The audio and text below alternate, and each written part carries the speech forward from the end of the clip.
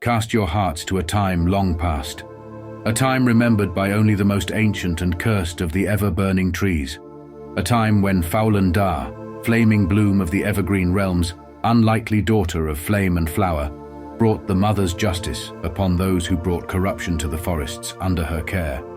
For you see, mortals were young in those days, newly formed from ground and fire and branch, and they brought with them the one thing which mortals carry more easily even than gods: change. In the earliest days of the evergreen realms, these mortals lived together in harmony, and although their needs precluded true oneness with nature, they nonetheless took care of the forest as well they knew how, respecting her and taking only that which was necessary for their daily lives. But there were some among them who grew discontent.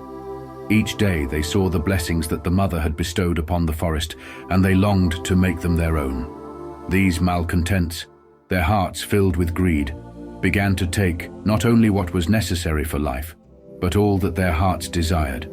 For a time, this proved to be of little harm, and those fools grew rich in their greed.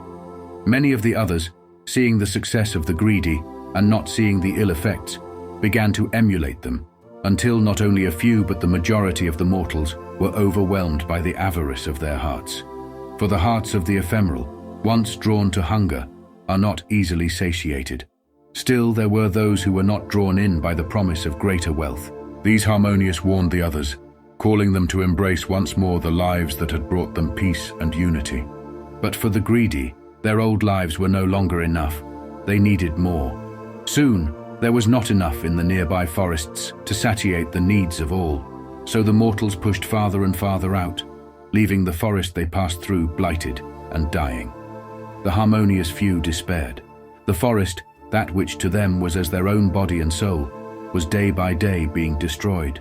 They fled from their fellows and the blight that followed in their wake, moving farther into the forests, growing hungrier with each passing day as the greedy took what was not meant for them. But no matter how far they ran, the greed of the others followed, destroying as they went, for in their pillaging they had found power and wealth. The harmonious fled, first for miles, then for leagues, then even to the edge of the evergreen realms, where forests gave way to endless plains of green and amber. There they one by one fell to their knees in despair and hunger. They had reached the very ends of their home, and still the blight followed them. It was here that Fau'len found them, lying on the ground waiting to die, weeping for the loss of home and hope. A woman, beautiful in shades of green and red, her body as bare as the naked flame and sprouted sapling. She beseeched them to tell her why they mourned, and so they told her. Upon hearing their words, a flame, long held in check, rekindled in the heart of Fau'len. Come, she told them, and the people, stirred by the fire of her words, followed.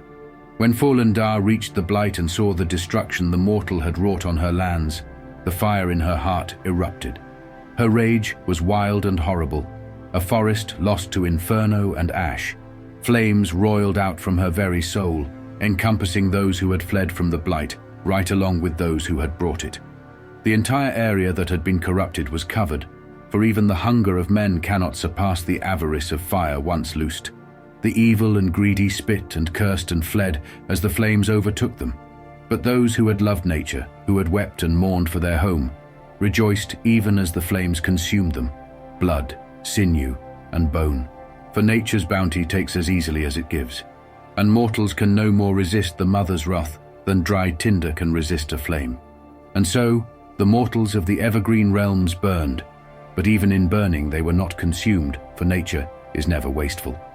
When the harmonious awoke from the flames, they found a world that had been changed. Where moments before there had been naught but emptiness and death, now they found a forest, verdant and lush and wreathed in eternal flame. The harmonious panicked, but they found that the fire did not burn them, for they too were made of fire and leaf, and yet, like the forest, they did not burn, for they were mortal no longer. As for the wicked and greedy, what better use for souls grown fat and powerful through the ravishing of a forest than for their souls to form the basis for a new forest?